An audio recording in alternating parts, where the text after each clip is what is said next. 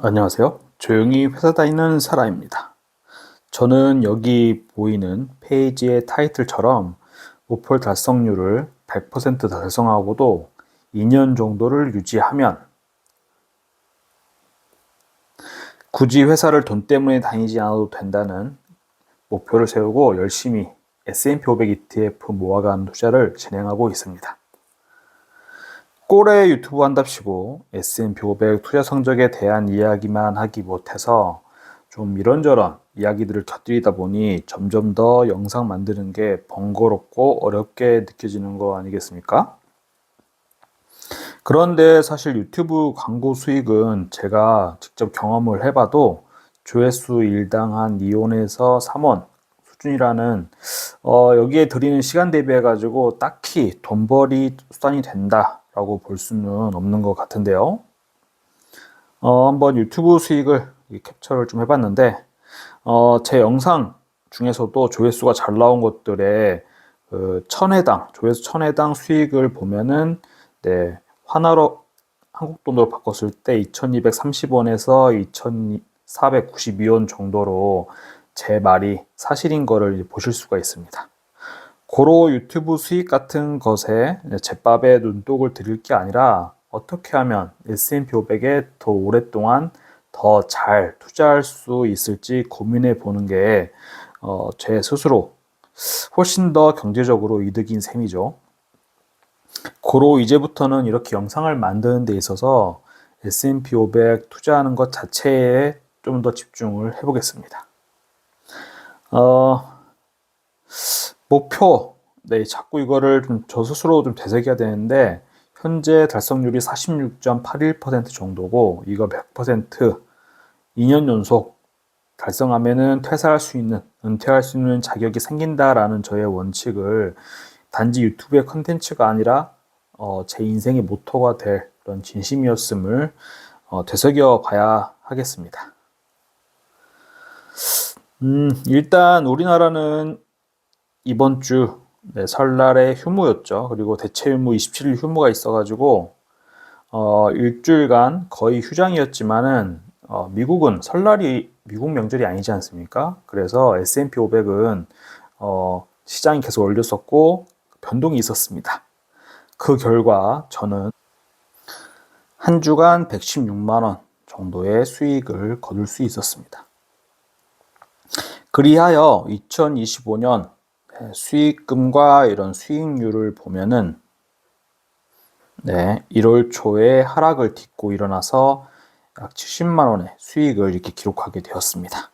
물론 가장 중요한 투자자금 원천인 월급을 통해 1월 달에 월급을 받았죠. 408만 원을 추가 불입했다는 사실도 빼놓을 수는 없습니다. 그리고 누적 수익률 뿐만 아니라 2025년 한 해 동안의 수익률도 별도로 이제부터는 기록을 해보기로 했고 0.31% 기록했고요. 네, 이런 말이 있죠. Money never sleeps.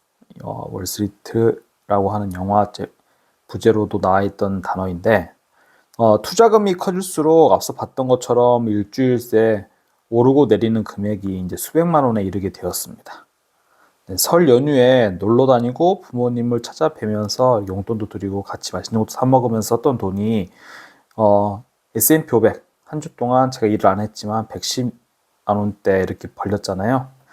S&P 500이 모두 벌어다 준 결과를 보니까 이런 식으로 초고량 글로벌 기업의 지분을 확보하는 게 목적인 제 투자 목표가 제대로 적중하고 있구나 생각하게 되었습니다.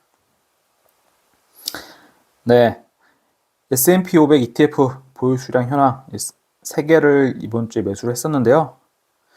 최근에 몇 년 동안 코로나 이후로 이제 S&P 500 주가가 계속 올랐으니까 제가 이렇게 뭐 한가로운 소리, 긍정적인 소리 하는 거 아니냐라는 질투 섞인 비판을 물론 듣기도 합니다. 하지만 저는 이렇게 생각합니다. 네, 저는 대한민국 대기업에 다니면서 현재 월급을 받아서 일부는 생활비로 쓰고 또 일부는 S&P 500에 투자할 돈을 얻고 있습니다. 제가 다니고 있는 회사는 물론 내수시장, 한국 시장에도 제품을 팔아가지고 매출을 올리고 있지만 그보다 더 많은 매출은 미국, 유럽, 그리고 뭐 아시아 이런 곳에서 제품을 판매해서 수출해서 이제 달러로 벌어들이고 있는데요. 즉, 네. 대부분의 국민들, 저를 포함해서 대부분 자영업자들도 결국에 프랜차이즈를 하게 되면 어떤 기업, 프랜차이즈 기업 안에서 소속돼가지고 이제 기업 활동을 하고 있는 거고, 그걸 통해서 돈을 벌고 있으니까, 이런 식으로 경기 사이클상 호황일 때는 다들 성과급 두둑히 받고, 소비도 왕성해지고, 활성화되고, 급여도 인상되고, 하지만 요즘 같은 불경기 때는 성과급이 줄어드는 것뿐만 아니라 희망퇴직, 구조조정 등으로 이제 자영업자들이 이제 폐업을 하게 되거나 이런 고통을 겪기도 하는 게 어쩔 수 없는 이런 경기 사이클이다라고 보는 거고요.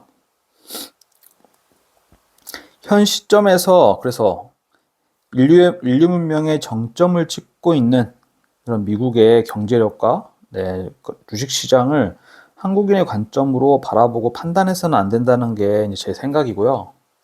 오히려 이제 자본주의의 정수인 지금 세계 GDP 랭킹을 보면 미국이 단연 1등이죠. 이런 미국도 똑같이 작동하는 경기 순환 사이클, 호황, 불황 이렇게 사이클에 따라 가지고 변하기 때문에 오히려 경기가 호황이다, 피크를 찍고 있을 때는 S&P 500에 투자한다고 해도 오히려 보수적인 관점으로 매수해야 하고, 그래서 저는 요 최근에 계속 미국 S&P 500 주가가 52주 신고가를 갱신하고 있을 때도 매수 비중을 늘리기보다는 제가 매수하기로 한 금액의 최소 분량만큼을 매수를 했던 것 같고요. 그리고 남들이 공포에 질리는 트러프 저점에서 열린 마음으로 적극적으로 매수를 하겠다는 관점으로 투자를 임하고 있습니다. 고로 S&P 500을 제가 한국인의 마인드 가지고 주가가 이만큼 올랐으니까 이제 떨어질 일만 남았다, 이런 식으로 판단하기보다는 주가가 아무래도 좀 계속 고점을 치고 있다고 하면은 이런 식으로 언젠가는 하락하게 될 수 있으니까요. 2008년 이 경제 위기 때, 금융 위기 때 그런 일이 있었죠. 이때도 계속 그 해의 고점을 갱신하고 있다가 갑자기 이렇게 폭락했잖아요. 이런 것처럼 함부로 고점이나 저점을 판단하지 말고 그냥 그때그때에 맞춰가지고 내가 투자할 수 있는 자산의 일정 비율만큼을 쪼개가지고 고점일 때는 매수를 하되 조금씩, 그리고 이렇게 하락할 때는 많이 매수하는 그런 관점으로 투자를 해야겠습니다. 그리고 올해는 아내가 1년간 무급휴직을 하는 관계로 2월 달까지만 아내가 월급을 받기 때문에 그 예수금을 적극적으로 투입을 하고, 그 이후부터는 기존에 투자하던 자금을 현금 30% 그리고 S&P 500 ETF를 70%로 맞춰놓고 매달 리밸런싱 하는 정도로 투자를 할까 합니다. 고로 깊은 하락이 오더라도 추가 매수로 대응할 수 있는 예수금을 한 7천만 원 가까이 이제 보유를 하고 있기 때문에 하락장이 오더라도 크게 두렵다라는 생각은 들지 않고요. 그리고 대신에 일주일에 한 번뿐이지만 한 번이라도 S&P 500을 좀 더 자세히 살펴보자는 차원에서 이게 미국의 핀비즈라고 하는 사이트에 들어가가지고 S&P 500을 이루고 있는 각 개별 종목들이 한 주 동안 주가가 얼마나 변했는지를 한눈에 보는 그런 차트를 한번 앞으로는 좀 살펴볼 예정인데요. 다들 아시겠지만 아무래도 이제 중국의 AI죠. 그 소스까지 공개해버린 딥식의 등장으로 엔비디아의 고급 칩이 많이 필요하지 않다라는 의견이 시장에 나오면서 엔비디아의 어떤 미래 실적에 대한 걱정 때문에 주가가 16% 가까이 하락했던 게 S&P 500이 더 오를 수 있었는데 방해했던 요소가 아니었나 생각이 되고요. 일단은 이것 때문에 S&P 500이 폭락하고 있는 징후는 보이지 않기 때문에 일단 넘어가고, 나중에 이게 좀 더 격화돼 가지고 모든 게 이제 빨간불로 이렇게 많이 하락하는 모습을 보여주게 되면은 그때는 좀 더 자세히 알아보도록 하겠습니다. 그리고 앞으로는 시장의 S&P 500의 주가 지수가 어느 정도 수준에 있는지, 물론 52주 기준으로 판단을 한다고 했지만 많은 사람들이 기본적으로 쓰고 있는 보조지표인 RSI 정도를 좀 주봉 간격으로 해가지고 살펴볼 건데요. 원래 저는 이제 차트 보조지표 매매는 어차피 다 지나간 다음에 차트를 놓고 해석하는 거라서 후행성이라 부질없다 생각을 하는 주의지만 현재 시장 상태를 뭐 그냥 가늠하는 정도, 보조적인 용도로만 한번 사용해 볼까 합니다. 지금 이번 주를 보면 RSI가 주봉상에서 60 정도로 흔히 말하는 70 이상 이 과매수권, 과열된 상태에 가깝기 때문에 많이 오른 상태다라고 볼 수 있는데, 이 차트를 잠깐 보시면은 최근 2024년도 이후부터는 계속 이게 60에서 70 사이를 왔다 갔다 계속 하고 있기 때문에 이거 가지고 이제 과매수권이다, 주가가 너무 올랐다, 곧 떨어질 것이다 생각하고 매수를 중단할 수는 하는 거는 좀 어리석다라고 판단이 되고요. 대신에 매수하는 비중을 좀 줄여가지고 매수를 하는 식으로 유지를 하고, 이것도 항상 100%는 아니지만 이렇게 30 과매도권 많이 떨어진 상태라 하는 쪽에서 매수를 하면은 이때 매수 비중을 많이 늘리면 저점에서 꽤 많이 매수를 할 수 있게 되는 그런 모습을 보여주고 있습니다. 그리고 RSI 보조지표 말이 나온 김에 말씀을 드려보면은 이제 상대 강도 지수라고 하는데요. 주식뿐만 아니라 뭐 외환, 암호화폐 등에서 과매수와 간매도 상태를 측정하는 기술적 분석 지표라고 합니다. 1978년도에 만들어져 가지고 지금까지도 널리 쓰이는 걸 보면은 좀 어느 정도는 신뢰할 수 있는 지수라고 판단이 되고요. RSI 값을 해석해 보면은 제가 앞서 잠깐 말씀드렸는데, RSI가 70을 넘어가면은 과매수 영역이라고 해가지고 가격이 너무 많이 올랐을 가능성이 높다, 하락할 가능성이 높다라고 보고, 30 밑에 있으면 과매도 영역이다, 가격이 너무 많이 하락했을 가능성이 높다, 고로 더 떨어질 데가 없으니까 상승할 가능성이 높다라고 보는 거죠. 그리고 50 근처면은 딱 중간이니까 가격이 과매수, 과매도도 아닌 딱 중간 상태다. 추세와 RSI 관계를 보면은 강한 상승 추세에서는 70을 넘더라도 계속 상승할 수가 있다. S&P 500이 딱 그런 모습을 보여주고 있죠. 강한 하락 추세에서는 30 아래에서도 계속 하락할 수가 있다. 이런 RSI의 한계 때문에 추세장에서는 신호가 왜곡될 수 있는 단점이 있습니다. 그래서 이거 보조지표를 놓고 100% 신뢰할 수는 없다 라고 보는 거고요. 다른 보조지표 MACD니 이동평균선을 써봐라 라고 하는데, 저는 여기까지 하게 되면 정말 차트 매매가 될 것 같아서 RSI 정도만 일단은 보기로 하고요.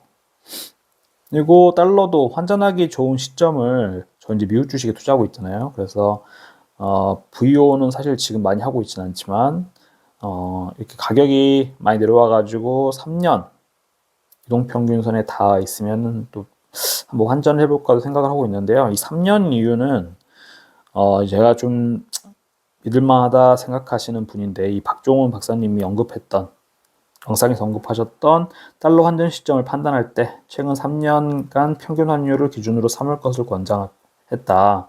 3년 평균보다 낮을 때는 달러로 환전하는 것이 유리하다. 그게 1328원 정도, 이렇게 달러가 아직 오르고 있었는데 28원 정도인데 지금 1457원이기 때문에 높은 상태라서 좀 부담스러운 게 사실입니다. 그래서 이게 이 3년 평균선은 이제 주봉이니까 1년 52주잖아요. 그래서 이거에 3년을 곱하면 156주 이렇게 해서 표시를 좀 해놨고요. 그리고 이제 가끔씩 제 댓글로 물어보시는데, 그래서 예수금 현금 30%는 뭘로 보관하고 있느냐? 저는 예수금들은 가급적 타이거 CD 금리 투자 KIS, 이게 시가총액도 큰 편에 속하는 이 파킹형 ETF에 넣어놔가지고 돈의 가치가 인플레이션에 의해 가지고 녹아내리는 것을 최대한 방어하는 전략을 쓰고 있고요. 그리고 이걸 쓰는 거는 제가 앞으로 이제 매달 리밸런싱을 할 때 어쨌든 이 ETF를 매도해 가지고 현금을 만든 다음에 투자를 해야 되잖아요. 이때 손해 보지 않기 위해서 단기 채권 기반의 ETF, 단기 채권 ETF의 차트를 보면은 조금이지만 1년 정도, 1년에 30% 정도의 수익을 내는 모습으로 계속 오르는 모습을 보여주는 ETF거든요. 그래서 제가 투자하려는 전략에 딱이다라는 생각을 하고 있고, 그리고 퇴직연금 IRP 투자해 보신 분들 아시겠지만 안전자산 30%는 늘상 그 안전자산으로 편입을 해야 되는데, 거기는 이제 솔 미국 배당 미국채 혼합 50 ETF를 투자하고 있습니다. 여기 보면은 미국 국채뿐만 아니라 배당을 많이 주는 안정적인 회사들, 시스코, 화이자, 뭐 텍사스 인스트루먼트 반도체 회사 이런 데를, 코카콜라도 있죠. 이렇게 투자함으로써 미국 자산을 최대한 더 늘리는데 좀 중점을 두고 있고요. 네, 이렇게 투자를 좀 진행하는 모습 보여드리겠다라는 말씀을 드리면서 이번 주 영상도 좀 길어졌는데 여기까지 봐주셔서 정말 감사드립니다.